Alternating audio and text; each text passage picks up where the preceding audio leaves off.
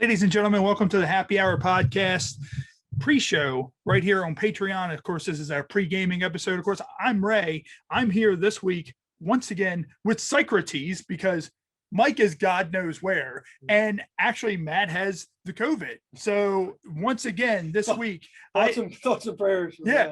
Thoughts and prayers for Matt. But he'll get over it. Apparently, sadly, his kids have it as well. But he said they're just running around like, whatever. And actually, what I'm going to do real quick is I'm going to admit in our fan who won an opportunity to come on air with us through the guest to guest. He correctly guessed Sarah J. So I'm going to go ahead and admit him in. He also has a local band. So we're going to admit in Matthew Fisher. And he's going to be doing it. Yeah. Look who won the pony. Yeah. I had COVID. Right. I had COVID, but I didn't sell it. That's a shoot too. Yeah, sold it. I did. My lungs were like feeling a little weird for a couple of days. Yeah. What's up? What's up, brother? How are you? Welcome to the Happy Hour podcast pre-gaming episode, which is right here on our Patreon. Of course, I'm Ray. You can't see him on camera, but I'm also being joined by Socrates, the high priest of hardcore wrestling. He can't see as well, so the computer screen light kind of messes with his eyes. But yeah, what's going on, man? Not much. Happy to be a part of this endeavor today. I'm not 100% sure. I don't know if it was you guys. I think maybe you guys talked to my guitar player, or maybe it was somebody else a while, probably about 6 months ago, maybe. Okay. I think maybe, I don't know if it was you guys. I swear it was another happy hour or something along those lines that listen to, but I didn't do the talking that time. I think it was my guitar player, and they were reviewing songs for my band Scissorfist. Okay. Yeah, I'm not sure. I can't remember. Fuck it. So, I mean, we interview a lot of people who have a couple of different vices or whatever and all that, but no, feel free to definitely promote your band, Scissorfist. I'm also gonna, mention Scissorfist while we're live with Sarah J, because that'll be kind of, fun mentioning Scissorfist, Yeah. Well, Sarah J, would you ever hook up with somebody named Scissorfist? It sounds like our next girl on girl adventure. Yeah. I've been on that, and then I used to host I used to do a podcast, but it was audio only. Okay. But then the other guy that I was doing with he had some personal shit. But the thing is, he was an IT guy. So he handled the RSS feed and all the technical bullshit that is kind of a headache and is a little over my head. So that kind of fell apart. But I gave several episodes a listen and stuff while doing yard work in this week. Cool. And whoever handles the Facebook Messenger, I did comment on the. That's me. I take care of pretty much everything. Was it you that I'm speaking to? Yep. You were talking. Okay. I was talking about the Orioles, the Baltimore accent. Yep. Yeah, God, yeah. I was listening to all the O's. I just hear it popping out. I'm like, yeah. I can get down with these guys. These sound like my kind of people. Yeah, I mean that's the thing. You probably heard on some of the episodes we mentioned it all the time. We've been pro wrestlers for 20 years. And it kind of spurred into this. We did a TV show. What was it? 11 years ago. It was called Happy Hour TV, and it was on Baltimore City local access. Anne Arundel County local access, number one show in and Harford County. Yeah, it was number one on Baltimore County, Baltimore City public access, and it kind of fell apart. We had a fire, the set got burned up. We never got all the interviews we did for season 4 and season 5 are gone. We'll never be able to track those down, which were some of the best ones. Rain Pryor, Nikki Benz, people like that. Sucks, Jesse Jane when we did. Yeah, so I have all the Jesse Janes. Oh, okay. Yeah, I was able to salvage all those. But, and a couple of years went by and people were just kind of like, hey, Happy Hour TV was one thing. Why don't you just do it as a podcast? And I'm like, all right, well, but I'm not used to, radio type stuff. I was always in front of a live crowd, called on the fly. Let's just go with it. Pro wrestler that also is used to being in front of a camera. You notice I'm very animated. So I pretty much run the podcast like I ran the show. And I just drop it. Really, the benefit with Zoom is I have a Zoom account. So everything we record it basically records a video and audio version. So, all I have to do once it's done is just drop the audio content into my editing software, make a few tweaks, a couple of edits here and there, and it's done. There's not really a lot of work that needs to be done. Yeah, we can do it in your basement. Yeah. It just got so ridiculous because we had to go everywhere, meet all these people, and do all this. In the podcast, we can just do it via Zoom here. And I think just socially interactive, the guest to guest thing, that's taken off. People like being able to guest to guest, and this I knew this would be one of our bigger episodes because Sarah J has almost 1 million followers on Twitter. So she's a pretty big deal. Yeah, it's going to be a bigger episode. So being able to have a fan come on and be like, hey, and talk to Sarah J, that's cool. We've done it one other time in the past. So a lot of the bigger guests, I'll probably do the whole, hey, come on. And also it helps you out because you can promote your band. For sure. Sure. When I was doing a podcast, we had I had the SM7B mics and all that. Yeah. I spent a fortune on gear. Which it does, it sounded great, but it's really that kind of stuff is not mobile. If you're trying, especially if you're trying to get the time of people who have a little bit of celebrity status. Yeah, they're not going to take time out to come to you. You got to kind of go to them. Oh yeah. So this definitely, I can see why this would be a whole hell of a lot easier and more functional for your needs. Yeah, and really, when you look at it too, it helps with the promoting aspect because it's like when you go interview the person, it's like ideally if they're coming to town, I would rather opt with, hey, do you want to come on the show like a week before that, to promote it? But the thing is it's weird because a lot of people are like, yeah, I can do it next weekend. I'm like, well, see, here's the thing, I'm booked until almost July with guests, so unless it's somebody huge, like if it's like a huge, like big deal person, like someone like The Rock or Hulk Hogan, it's like, okay. Yeah, you got to make that happen. Yeah. A special episode, and just release that. I'll be like, hey, I can book you in August, brother. Yeah. But other than that, it's like, I got to stick to that because that's the time that the people have. But the cool thing is I use a Yeti Blue mic. Right. And it's easy and I have a case for it. So if anybody ever goes, hey, can you come to location? Laptop. It's easy to pack that up. Like boom, off we go. And yeah, it's the thing. We've been doing this for a year.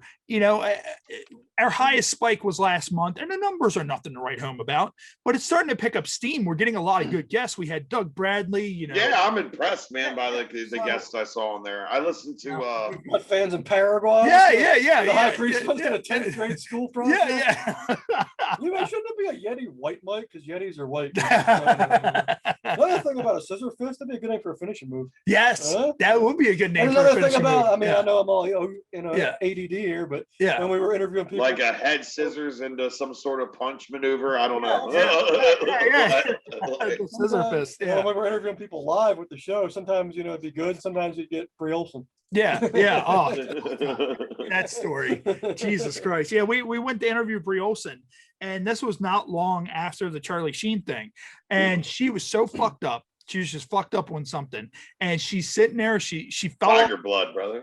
She fell off the stage. Our friend Mike, our one co-host Mike, who's not here, God forbid where the fuck he is. He likes to play a disappearing act. He's like here one week, gone another. Here 1 week, gone another. On the Investigation Discovery Channel, they have a show called Disappeared. Yes, we're gonna make an episode about Mike. Yeah, Mike disappeared. But no, it's like the kind of thing that she fell off the stage. He got a picture with her. She licked like his face or whatever and all that. And it's just like, what the fuck is wrong with this shit? Like, she still wanted to do it though, didn't she? Didn't like the owner. She still wanted to do it, but the guy owner, was like, the owner cut it. Yeah, he's like, it's probably not going to happen. I'm like, well, this is the high priest would probably hit it. Yeah. Yeah.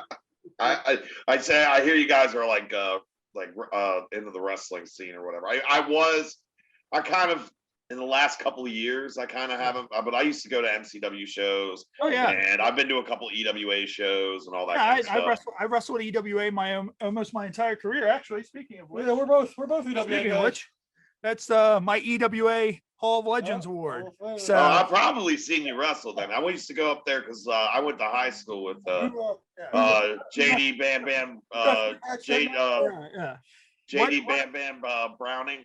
Oh yeah. I went to high school with him, and I used to go up there and watch him wrestle. JD, he was one of my my favorite guys to work with. We were the two guys. We looked at each other, we're like, You want to beat the shit out of each other? Yeah. All right. So we would go out there and just beat the dog. Me and him had a bull rope match at Tall Cedars Hall and beat the dog shit out of each other. And Oh, really? Yeah. The last one I went to was one of the nights where it was like a cage match for every, like where they had the cage, and there's like the whole night's of cage matches. But it was like, yeah, that was probably 2015, 16, something like that. Okay, I was already gone from EWA by then. I left EWA in 2011.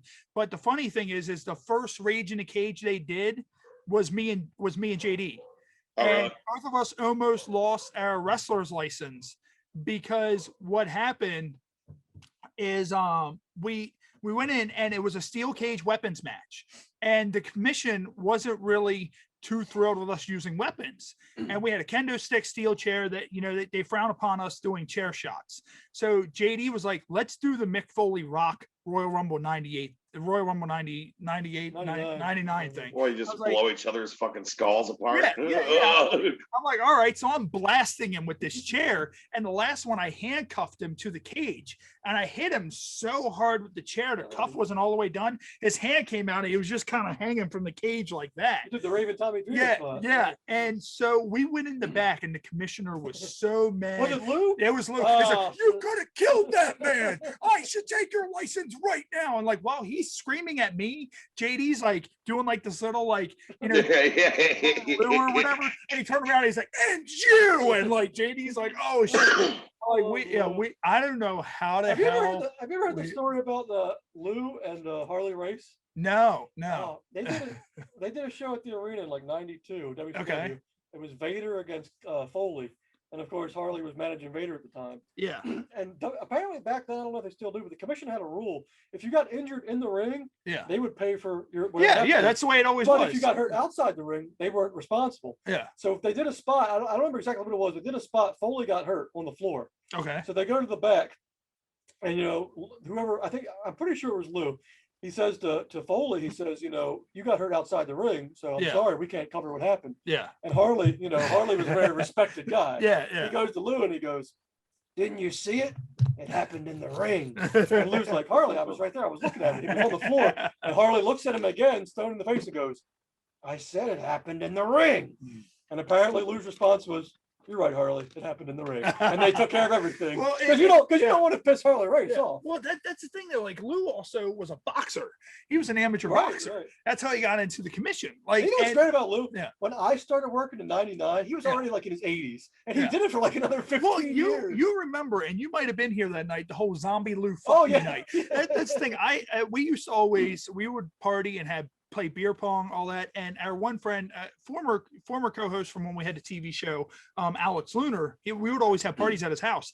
And I had like a legendary Undertaker type streak at the parties. No one could ever beat me at beer pong. And so, you know, this went on for what, 3 years? Like just boom. And people were just like, well, we won't even play beer pong at parties anymore because I was so good. Yeah. And it becomes not fun after a while. Yeah. That eventually we did it, and we were playing in Lunar. It was his new house. We were playing in the front, and Lou Levy had just passed away. And I'm looking out the front window. I'm like, fucking Lou's out there. I'm like, that's Zombie Lou. And as soon as I saw Zombie Lou, someone made the last cup, and the streak ended. Zombie Lou, yeah. And I was like, Zombie Lou, fuck me. Like, what the fuck? He got his revenge. You're doing your thing with JD. Yeah. He got me from the afterlife for me scattering JD's brains. My first show when I was getting licensed by Lou, I had just turned 18 like a month before, and he looks at me, he's like, you know, you got to be 18 to work, right? I'm like, yeah, Lou, I turned 18 last month. He's looking at my records or whatever. He's like, no, you turn 18 in 2 months. I'm like, Lou, it's I turn 18 now. Lou. I was like, Lou, it's October. I turned 18 in August. He looks at it, he had the paper upside down. Oh, you're right. You're 18. Yeah. You're good. Well, what's really hilarious is the fact that Lou, like, remember, Lou was old. So when Blood's first wrestler's license ever. Bloop. Yeah, it's Bloop. Instead of writing Blood, he wrote Bloop. And I was like, this is the best fucking thing I've ever seen. Should have changed his name. What's up? Should have changed his ring name. Coming to the ring, weighing in at 280 pounds. Bloop. Bloop. That'd be fantastic. Yeah. So I'm sure you could go with something with it. Yeah, that's the thing. And I mean, and Socrates will say too, I mean, wrestling has opened a lot of doors for me. I tell people very often that, this business gave me everything I have right now. I met my wife, because I was a wrestler. It gave me a so, lot, yeah. including a broken neck. And I mean, I did it for 20 years, and thankfully I started young. I'm 36 now, and I'm going into my 22nd year. And, every so often they'll be like, hey, do you want to come in and do a show? And I'm like, all right. Or, hey, we need somebody. Do you want to come work? And I'm like, okay, let's do it.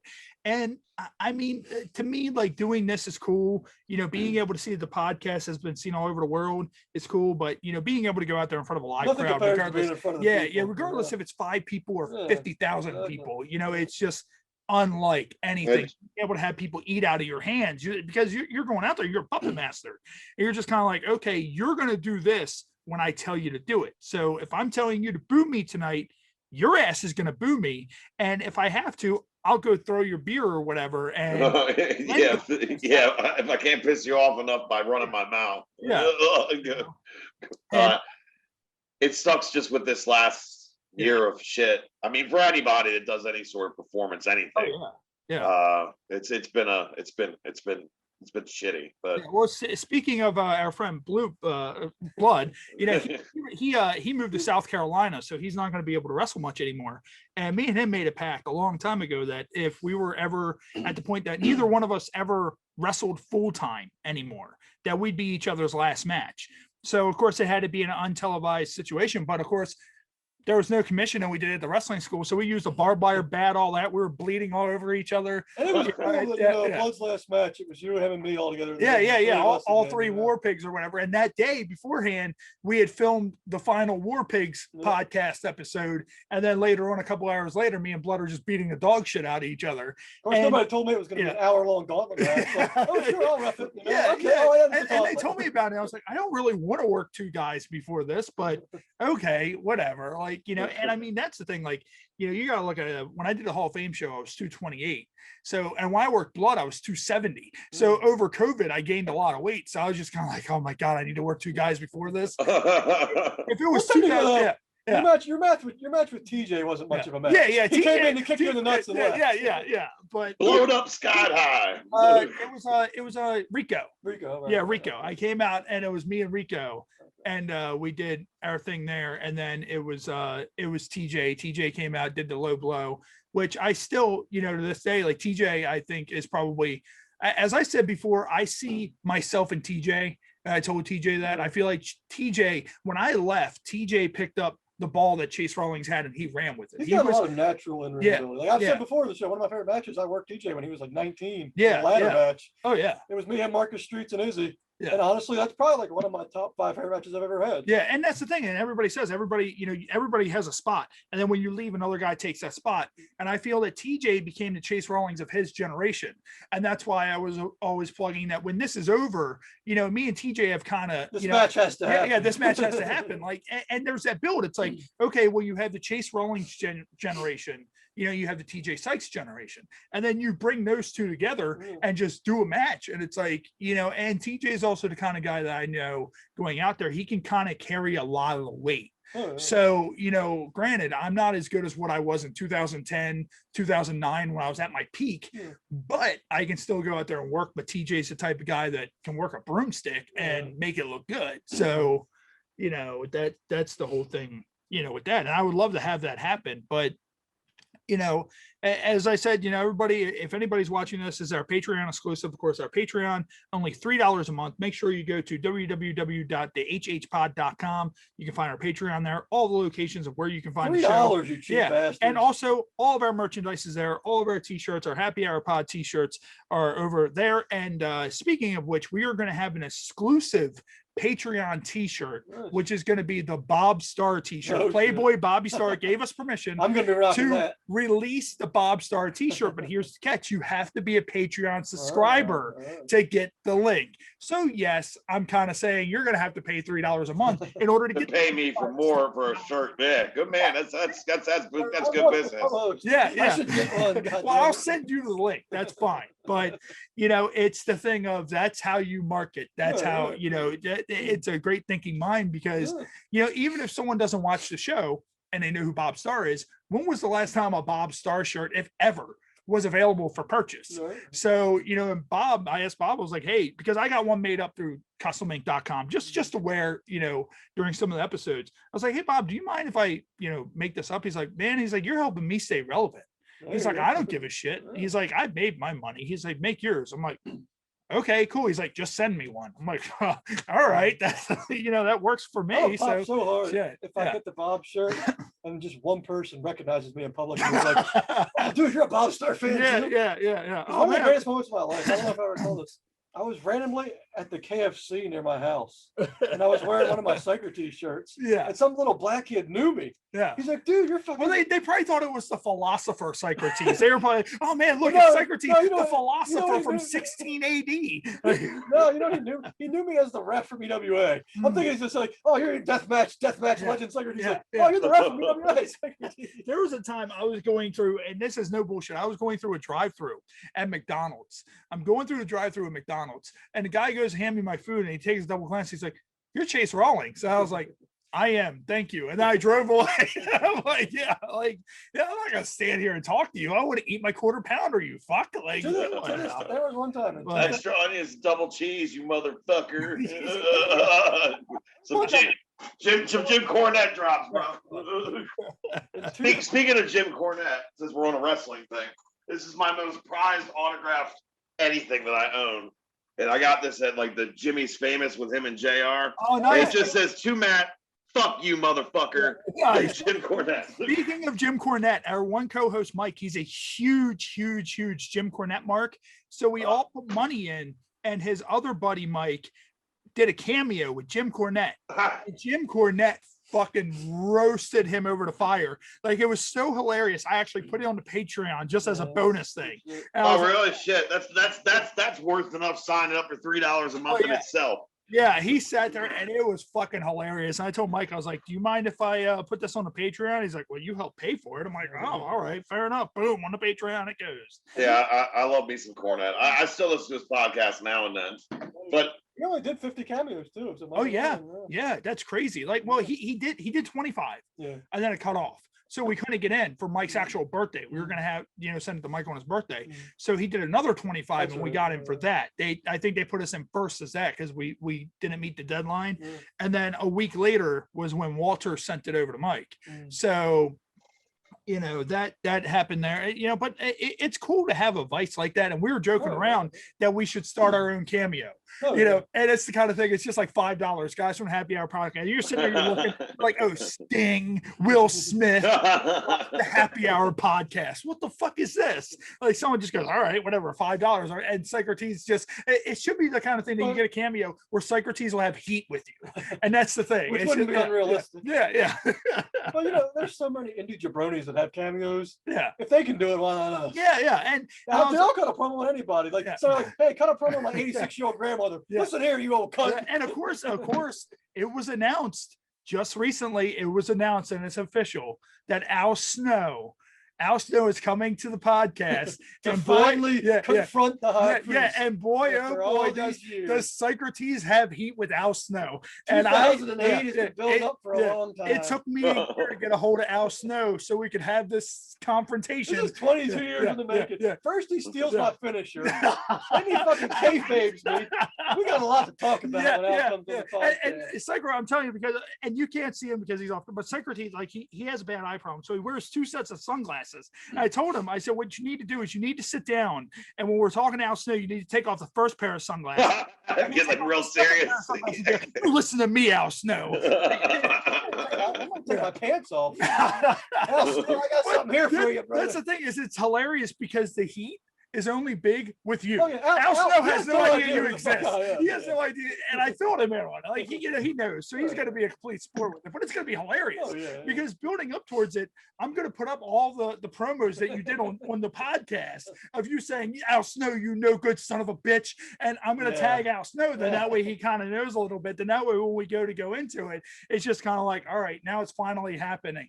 The WrestleMania match that you've been waiting for, Socrates and Al Snow. Like, people are just going like, who the fuck, like, how does this guy Socrates have heat with fucking Al Snow? Like, what the fuck is this shit? So But the next person we'll have to get is Kevin Nash because he has secrets with me too actually, for stealing my stripper. I reached out to Nash. Oh, yeah, I reached out to Nash when we first started the podcast, and Nash was like, "Hey, your show sounds great. Just get some more followers." Fair enough. Fair enough. I'm not going to be like, "Oh, well, F him." Hey, fair enough. At the time when I messaged him, I think we had 38 Twitter followers or something like that. Now we have more followers. Yeah. The more you build the thing, the more options you'll have as far as getting people on. Like some people just don't want to waste their time with something that's not, people ain't going to see as much. Yeah. But I mean, that's with anything. The main thing is that so many people start these kind of things and then they kind of let them fizzle out quick. Yeah. Like it's not, you got to play long ball with this kind of shit. You know what I mean? Yeah. Like build it give it a couple years, If we do get Nash, there's 2 questions I got to ask you. Yeah. Number 1, why did you steal my fucking stripper? And number 2, tell us about your memories of your match with Cody McGraw. Oh my God. Not Cody McGraw. Did he work Cody McGraw or was it Ace Dallas? Dude, no, Cody put him, it was a triple threat. It was Cody, Nash, and what was the other guy? Ace Dallas? Ace, yeah. Okay. And Cody went over. Gotcha. Because he brought in Nash so he could put himself over on that. And we're being joined right now by our good friend Jason Colenso from Colenso Fitness. How you doing, brother? Chilling, man. I'm good. All's well. Just running some errands, getting some food. I told some friends of mine in one of my festival chats that we're going to be chatting with Sarah J. So once I share it, we'll get some more eyeballs. Sarah J. Yes. So actually, she started in 2001. So it's been 20 years. Wow. 20 years that she's been in the adult industry. And of course, that's Jason, I'm being joined by Scissorfist because Matt has the vid and Mike is He's got the vid. So, and we're also being joined by Matt Fisher. He won the guest. Hi there. Hey. Live with us, so he's going to be live throughout this with Sarah J. And also he has a local band called Scissorfist. It's like AEW. Yeah, that's exactly how it sounds. So it's like, you have me, Matt, you have Jay. At some point, I'm asked Sarah J, be like, I'm pretty sure this isn't the first time you've been surrounded by all these men. Like, it's like, it's I know the comedian Doug Benson does a podcast where they all smoke weed together. Yeah. And he had the porn star Riley Reid on. Okay. And it was like her, him, and like 3 other guys. And he says to her, he's like, "Is this the first time you've been in a room with 4 men and still had all your clothes on?" That's great.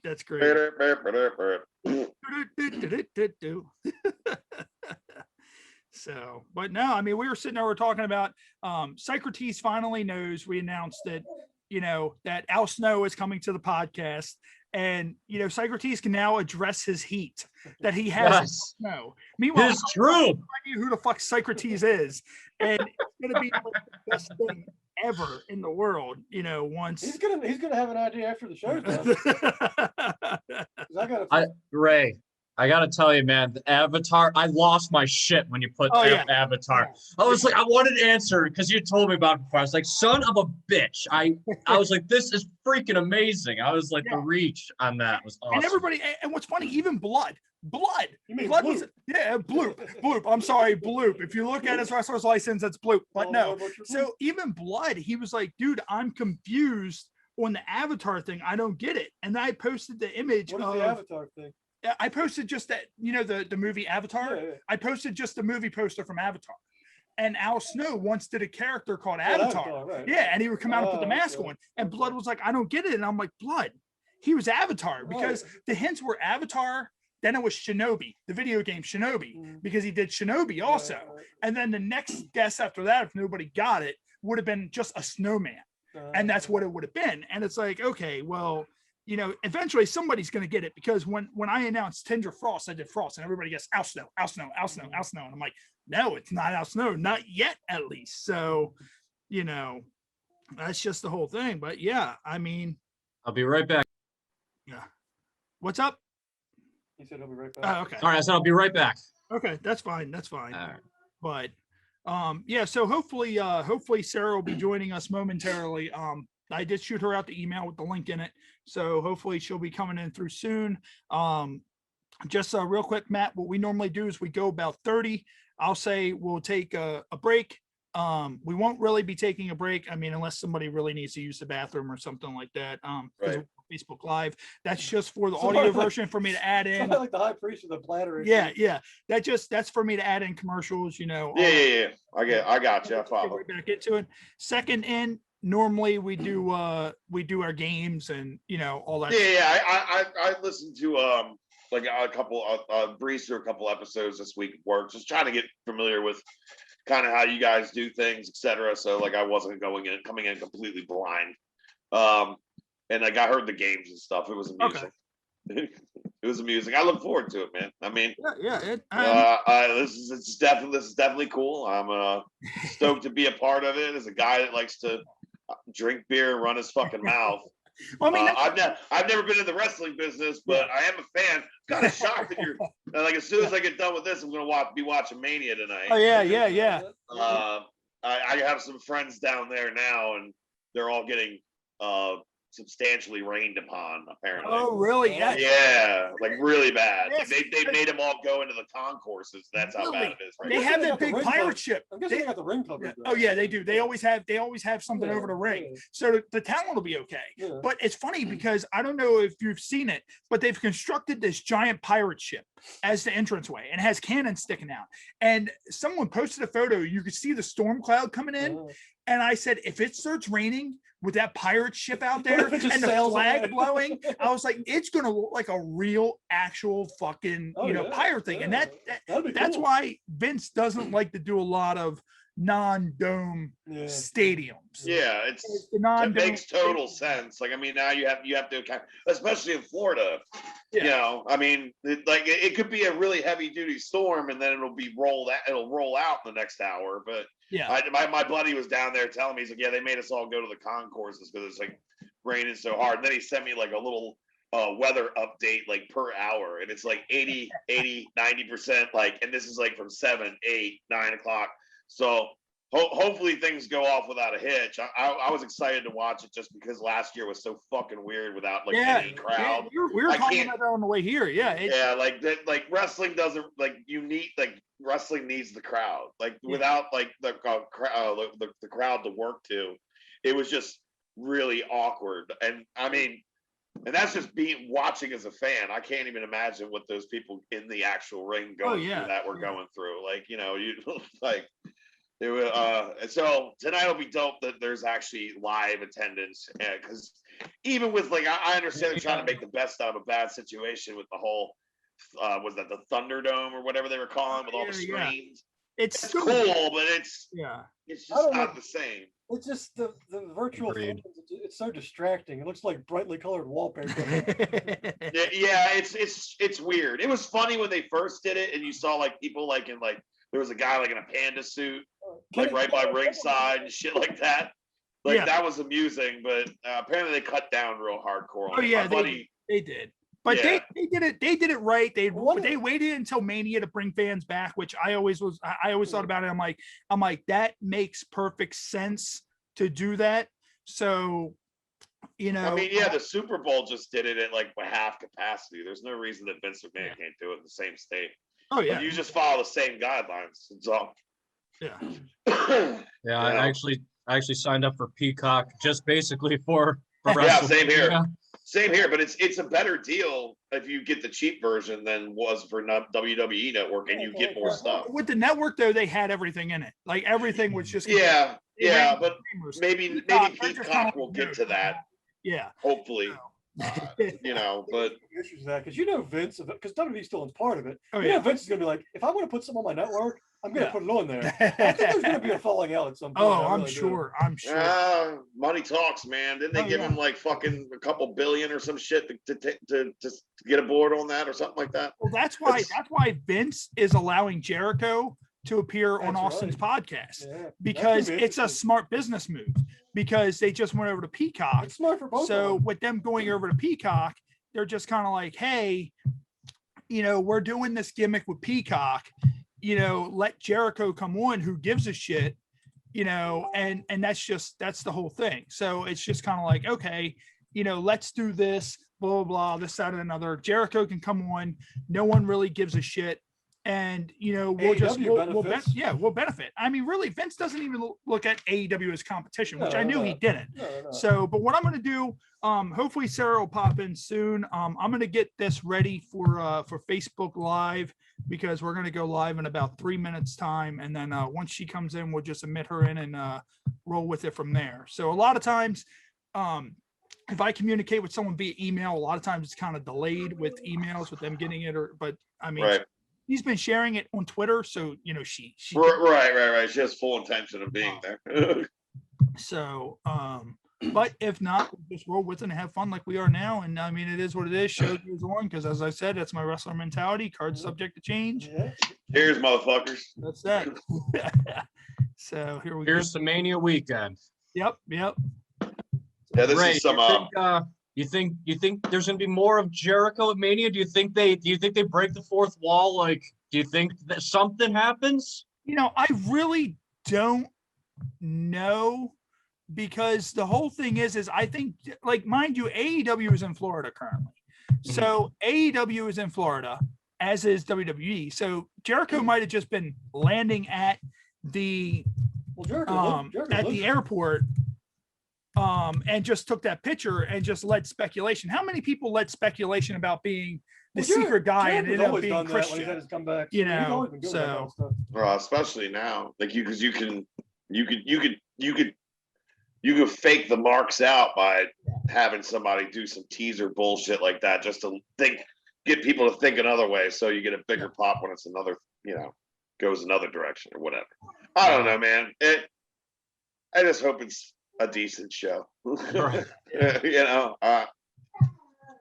haven't really been paying a whole lot of attention to storylines, stuff like that. Anything along, I haven't been watching regularly any of it. And honestly, I can tell you the moment that I kind of gave up was when Owens got squashed by Goldberg for the title. That's when I was like, you know what, I'm fucking done. I'm done. Anybody getting squashed like that by Goldberg, it's insane. So real quick, what I'm going to do, ladies and gentlemen, thank you for joining us for our happy hour podcast pregame episode. Hopefully, if you're seeing this, you join us for our actual Facebook Live, or you're listening to us on Spotify or wherever else you find your podcast. So for right now, I'm going to go ahead and wrap this up, and then we'll be live, and hopefully momentarily Sarah J will be joining us, and we'll be live on Facebook with Sarah J. So stay tuned for that, and thank you for joining us on our pregame episode.